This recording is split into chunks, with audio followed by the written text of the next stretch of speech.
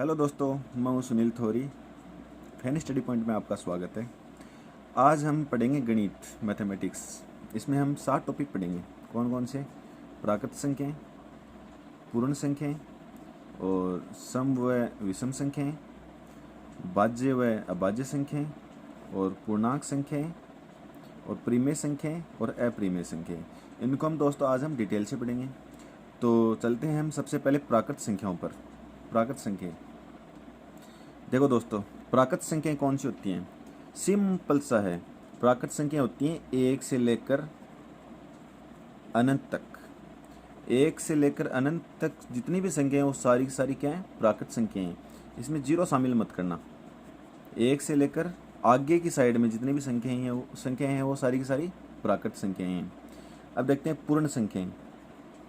पूर्ण संख्याएं पूर्ण संख्याएं कौन सी हैं? अब 1 से ले 1 2 3 4 5 6 7 8 9 10 लाख करोड़ जितनी भी संख्याएं हैं वो सारी प्राकृत संख्याएं हैं। अगर इनमें हम जीरो और शामिल कर देना तो ये संख्याएं हो जाएंगी पूर्ण संख्याएं। ठीक है, अब तक तो ये अधूरी थी, जीरो शामिल नहीं था, तब तक तो ये प्राकृत थी। और अगर इनमें हमने जीरो शामिल कर दिया तो ये पूर्ण हो गई। तो इनको बोलेंगे हम क्या? पूर्ण संख्याएं। ठीक है दोस्तों, अब प्राकृत संख्याएं होगी, पूर्ण संख्याएं होगी। अब इनमें हम देखेंगे सम और विषम। सम और विषम, इवन और ओड। ठीक है, अब सम संख्याएं क्या होती हैं कि इन्हीं में ही होती हैं। सम संख्याएं पूर्ण संख्याओं में ही, जैसे कि 2 है, 4 है, 6 है, 8 है, 10 है, 12 है। अपन जब छोटे थे तब ये पढ़ते आ रहे हैं कि जिसमें 2 का पूरा पूरा भाग जाए वो क्या होती है? सम संख्या होती है। जिसमें 2 का भाग नहीं जाए वो क्या होती है? विषम संख्या होती है। ये सबसे इजी फैक्टर है। ठीक है, जिसमें 2 का पूरा पूरा भाग जाता है वो कौन सी है? सम संख्या है। और जिसमें 2 का भाग नहीं जाता है वो विषम संख्या है। अब जैसे कि 4 6 2 8 ये बड़ी संख्या है। अब अपन इसमें कैसे देखेंगे 2 का भाग जाता है कि नहीं जाता है? तो इसकी जो लास्ट संख्या है ना वो देख लेंगे। ये 8 है, तो 8 में 2 का भाग जा रहा है कि नहीं जा रहा है? तो 8 में 2 का भाग जा रहा है, तो इसका मतलब क्या है? क्या है? ये है सम संख्या। ठीक है, अब लास्ट में जैसे कि 0 आ गया तो उसमें भी 2 का भाग जाएगा, वो भी क्या है? सम संख्या हो जाएगी। जैसे 30 है, लास्ट में 0 आ गया तो उसमें 2 का भाग जाएगा, तो ये भी क्या है? सम संख्या है। सम संख्या, विषम संख्या, पूर्ण संख्या और प्राकृत संख्या। ठीक है, अब अपन चलते हैं भाज्य और अभाज्य संख्याएं। ठीक है, इन्हीं में ही भाज्य और अभाज्य संख्याएं भी इन्हीं में ही है। भाज्य व अभाज्य संख्याएं। देखो सिंपल सा फैक्टर है, 2 ही चीजें हैं, 1 और 2। पहली तो ये है कि किसी संख्या में खुद का और वह 1 का, 2 का तो सब संख्याओं में भाग जाएगा। ठीक है, अब इनके अलावा अन्य संख्या का अगर भाग जाए, खुद का वह 1 का तो सब संख्याओं में भाग जाता है। अगर अन्य किसी संख्या का अगर भाग जाए तो वो, ये दोनों नियम अगर किसी पे लागू हों तो वो तो हो जाएगी भाज्य संख्या। और अगर ये नियम एक ही लागू होता है ना तो वो हो जाएगी अभाज्य संख्या। अगर किसी संख्या में खुद का और 1 के अलावा किसी भी संख्या का अगर भाग नहीं जा रहा है तो वो संख्या अभाज्य संख्या हो जाएगी। अगर खुद का और 1 के अलावा किसी और संख्या का भी भाग जा रहा है तो वो हो जाएगी भाज्य संख्या। जैसे मान लो कि 1 2 3 4 5 6 7 8। ठीक है, ये हैं। अब इसमें 1 को तो छोड़ दो आप, एक को तो अलग रख दो, इसके बारे में बताऊंगा। और क्वेश्चन भी इस एक पे ही बनेगा, देख लेना आप। अब 2 है, 3 है, 2 में खुद का भाग जा रहा है, 1 का भी जा रहा है, 1 का तो सब में जाता है और खुद का भी जा रहा है। इसके अलावा कोई तीसरी संख्या जिसमें जा रहा है, 3 का जा रहा है, नहीं जा रहा है। अब 3 4 5 किसी का नहीं जा रहा है, तो 1 क्या होगी? अभाज्य संख्या होगी। अब दो अभाज्य संख्या। ये इंपॉर्टेंट है, या तो ये पूछा जाएगा कि 2 अभाज्य है या भाज्य है, या फिर ये पूछा जाएगा क्या कि 1 भाज्य है या अभाज्य है। ये मेन क्वेश्चन 2 ही पूछे जाते हैं। अब 3 है, 3 तो क्या है अभाज्य है, इसमें 3 में 1 का जाएगा या फिर 3 का जाएगा, इसके अलावा 2 का भी नहीं जाएगा, 4 का, ये तो सारी बड़ी संख्या है, इनका तो वैसे ही नहीं जाएगा।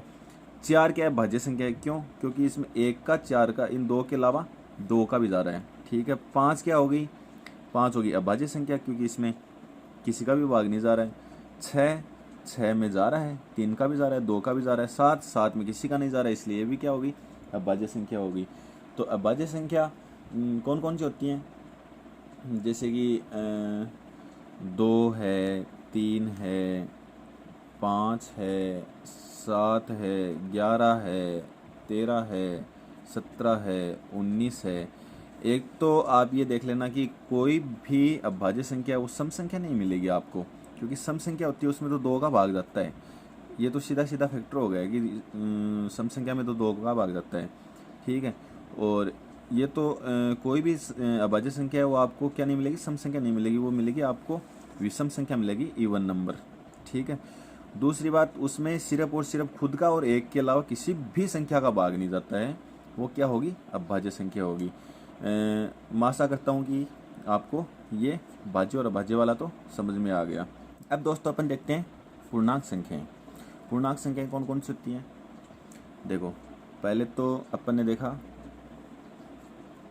प्राकृत संख्या, फिर पूर्ण संख्या, ठीक है। अब देखेंगे अपन पूर्णांक संख्या। प्राकृत संख्या अपन ने देख ली, 1 2 3 4 5 अनंत, ये तो क्या होगी? प्राकृत संख्या। अब इसमें अपन ने 0 और जोड़ दिया, तो ये क्या हो गई? पूर्ण संख्या हो गई। तो ये दोस्तों हैं, ये सारी की सारी ऋणात्मक हैं।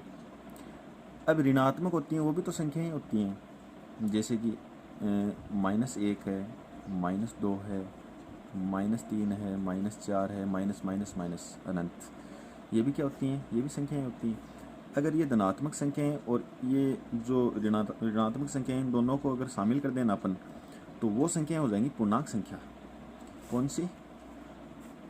पूर्णांक संख्या। देखो कैसे, ये तो 0 हो गया, ठीक है। अब इधर अपन इसके लिख देंगे 1 2 3 4 अनंत, ठीक है। ये तो क्या होगी? धनात्मक पूर्णांक, धनात्मक पूर्णांक, ठीक है। अब इसके इधर क्या है? -1 -2 -3 -4 और -5 6 माइनस फलाना दिन का लास्ट तक अनंत। ये क्या हो गई इधर? ये ऋणात्मक पूर्णांक हो गया, ठीक है। कौन सा? इधर वाला। और ये क्या है? धनात्मक है, ठीक है। अब इसमें देखो कि 0 क्या है फिर? ये तो धनात्मक है, ये ऋणात्मक है। 0 हो गया उदासीन पूर्णांक, ठीक है। तो ये हो गई पूर्णांक संख्या। कौन सी? पूर्णांक संख्या कौन सी? 0 से धनात्मक और 0 से ऋणात्मक, ठीक है। ये सारी सारी क्या होती हैं? पूर्णांक संख्या। अब अपन इसमें एक चीज़ और देख लेते हैं चलते चलते कि इधर क्या होता है। ये बढ़ता क्रम है इनका, चाहे पीछे से अनंत पीछे से ले लो, ये बढ़ता क्रम है। 0 से बड़ा 1 है, 1 से बड़ा 2 है, 2 से बड़ा 3 है। अब इधर देखो, -2 क्या है? -1 से छोटा है, और -1 -2 से बड़ा है। मतलब ये ऋणात्मक है, लेकिन इससे कम ऋणात्मक है। इससे ज़्यादा ऋणात्मक -3 है, तो -3 और छोटा हो गया। इससे ज़्यादा ऋणात्मक क्या है? -4 है, तो ये और छोटा हो गया। जितनी ज़्यादा बड़ी संख्या माइनस में होगी वो उतनी ही छोटी होगी, और जितनी धनात्मक जितनी ज़्यादा बड़ी संख्या होगी वो उतनी ही बड़ी होगी, ठीक है। तो ये इसका क्रम है, धनात्मक क्रम है इसका, पूर्णांक संख्या होगा, ठीक है दोस्तों।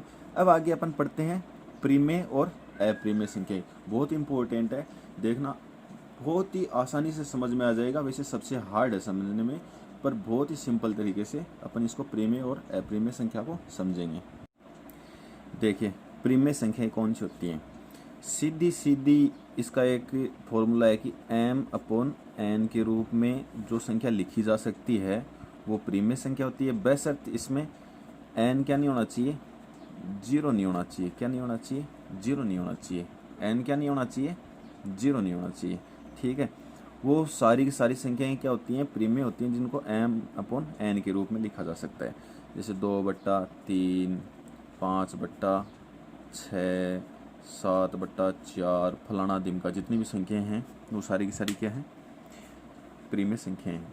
ठीक है, अब आप बोलोगे कि जैसे 4 है, 5 है, 7 है, ये सिंगल संख्याएं, ये प्रीमेय हैं या प्रीमेय हैं? तो मैं आपको बता दूं, ये भी क्या हैं, प्रीमेय संख्या हैं। क्यों? क्यों अपन जैसे 4 अकेला है तो इसको हम अपन कैसे लिख सकते हैं, 4/1 लिख सकते हैं, कोई फ़र्क नहीं पड़ेगा इस पर। ठीक है, 5 है तो 5 को भी 5/1 लिख सकते हैं, तो इस पर भी कोई फ़र्क नहीं पड़ेगा। ठीक है, तो ये क्या हो गई, प्रीमेय संख्याएं होगी। ये सिंगल संख्याएं वो भी सारी की सारी क्या हैं, प्रीमेय संख्याएं हैं। ठीक है, समझ में आ गया। जिन संख्याओं को हम m/n के रूप में साधारण तरीके से अपन लिख सकते हैं उनको अपन क्या बोलते हैं, प्रीमेय संख्याएं बोलेंगे। प्रीमेय संख्या का सीधा सीधा फंडा यही है। अब थोड़ा सा कन्फ्यूजन कहाँ होगा, अप्रीमेय संख्या पर होगा। अब देखिए अप्रीमेय संख्या कौन सी होती है, अप्रीमेय संख्या, अप्रीमेय देखिए, अब अप्रीमेय वे संख्या होती है जिसमें जिनको m/n के रूप में नहीं लिख सकते। ठीक है, अब जैसे कौन कौन सी होती हैं, √2 होती है, √5 होती है, √10 होती है। ये संख्याएं क्या होती हैं, अप्रीमेय संख्या होती हैं। जैसे 2/√3 होती हैं। अब इसमें कन्फ्यूज़न वाली बात होती है कि ये तो सर वो हो गई, प्रीमेय संख्या हो गई m/n के रूप में, m/n के रूप में नहीं हुई, इसमें √3 आ गया। अब इसमें आपको मैं समझाता हूँ, देखो मेन फैक्टर क्या है वो आपको कोई नहीं समझाएगा। इसमें होता है अशांत दशमलव, अशांत दशमलव, अशांत दशमलव जिस संख्या में होता है ना वो अप्रीमेय संख्या होती है, जिसमें आप दशमलव का भाग देते जाओ देते जाओ देते जाओ, उसका कोई अंत नहीं आता है। ठीक है, जैसे √5 है, √2 है, √5 है, √10 है, ठीक है, √3 है। ठीक है, जैसे 22/7 है, इनमें क्या होता है, अशांत दशमलव होता है। ठीक है, तो ये वे संख्याएं क्या होती हैं, अप्रीमेय संख्या हो जाती हैं। ठीक है, अब जैसे 22 में आप 7 का भाग दोगे तो आप देते जाओ देते जाओ। ठीक है, देख लेना, 7 एकम 7, 7 दूनी 14, 7 तिये 21, अब 1 बच गया। ठीक है, दशमलव लगा के अपन ने 0 उतार लिया, 7 एकम 7, 3 बच गया। ठीक है, अब फिर से 0 उतार लिया, 7 तिये 21, 7 चौक 28। ठीक है, फिर 2 आ गया। तो आप इसको देते जाओगे ना तो आपको अनंत कुछ भी आपको हासिल नहीं होगा और ये चलता जाएगा। ठीक है, ये अशांत दशमलव वाली क्या होती है, क्या होती है, अप्रीमेय संख्या होती है। अब देखो इसमें √2, रूट वाली जितनी भी संख्याएं होती हैं जिसमें क्या है कि रूट जिनका हल नहीं हो वो क्या होती हैं, वो अप्रीमेय संख्या होती हैं। अब रूट जैसे 16 आ गया, अब √16 आ गया तो ये प्रीमेय है, प्रीमेय है, ये प्रीमेय है, ये क्या है, क्यों, क्योंकि √16 का तो हल होता है, कितना होता है, 4 होता है। अब √5 का थोड़ा ना हल होता है, √2 का कोई हल नहीं है, √10 का कोई हल नहीं है, √25 का हल है, इसका क्या आ जाएगा, 5 आ जाएगा। तो 5 तो क्या है, 5/1 के रूप में इसको हम लिख सकते हैं। तो 5 क्या होगी, प्रीमेय संख्या होगी। ठीक है, अब रूट वाली जितनी भी संख्याएं होती हैं ना वो अप्रीमेय संख्या होती है। ठीक है, प्रीमेय और अप्रीमेय दोनों समझ में आ गई आपको। प्रीमेय संख्याएं क्या होती है, जिनको m/n के रूप में, हाँ 0 नहीं होना चाहिए, ये नहीं होना चाहिए 5/0, ये कोई संख्या नहीं होती है, क्योंकि इसमें तो अनंत बार चलते जाओ से कोई मतलब ही नहीं है इसका। ठीक है, और 5 क्या है, 5 है, 7 है, जो भी सिंगल संख्या हैं वो क्या है, सारी की सारी अप्रीमेय। हाँ, इन पे रूट नहीं लगना चाहिए, क्या नहीं लगना चाहिए, रूट नहीं लगना चाहिए। रूट लगते ही क्या हो जाता है, इनका अपन इनको सोल्व नहीं कर सकते, इनको सरल नहीं कर सकते। जैसे 25 है रूट, इसको अपन सरल कर सकते हैं, इसका आंसर क्या आ जाएगा, 5 आ जाएगा। तो 5 क्या है, ये तो प्रीमेय संख्या है। ठीक है दोस्तों, एक मैं आपको अभी बताना भूल गया था, भाज्य में एक क्या है, एक तो क्वेश्चन आता है एक के बारे में, एक क्वेश्चन आता है 2 के बारे में, कि 2 भाज्य है या अभाज्य है, 1 भाज्य है या अभाज्य है। ऑलमोस्ट क्या होते हैं कि 2 ही प्रकार के क्वेश्चन आते हैं। ठीक है, तो दोस्तों मैं आपको बता दूं कि एक ना तो भाज्य है और ना ही अभाज्य है। ठीक है, इसको याद रख लेना, ना तो एक भाज्य है और ना ही एक अभाज्य है। 2 क्या है, दो की शर्त ये है कि दो में दो का भी भाग जाता है और एक का भी जाता है, यानी दो का खुद का जा रहा है और एक का जा रहा है, इसके अलावा किसी भी संख्या का भाग जा रहा है क्या? नहीं जा रहा। ठीक है, तो ये क्या हो गई? ये हो गई अभाज्य संख्या, अभाज्य। ठीक है, अब दो एकमात्र ऐसी संख्या है, सम संख्या है, जो क्या है? अभाज्य है। सारी की सारी सम संख्याएं क्या हैं? भाज्य हैं, लेकिन दो एकमात्र ऐसी संख्या है जो अभाज्य है। ठीक है दोस्तों, तो आपको ये वीडियो कैसा लगा कमेंट करके ज़रूर बताना। अगर आपको किसी भी मैथ में इस टॉपिक के बारे में और कोई भी जानकारी चाहिए तो कमेंट करके बता देना, मैं आपको वो जानकारी देने की ज़रूर कोशिश करूँगा। बहुत बहुत धन्यवाद।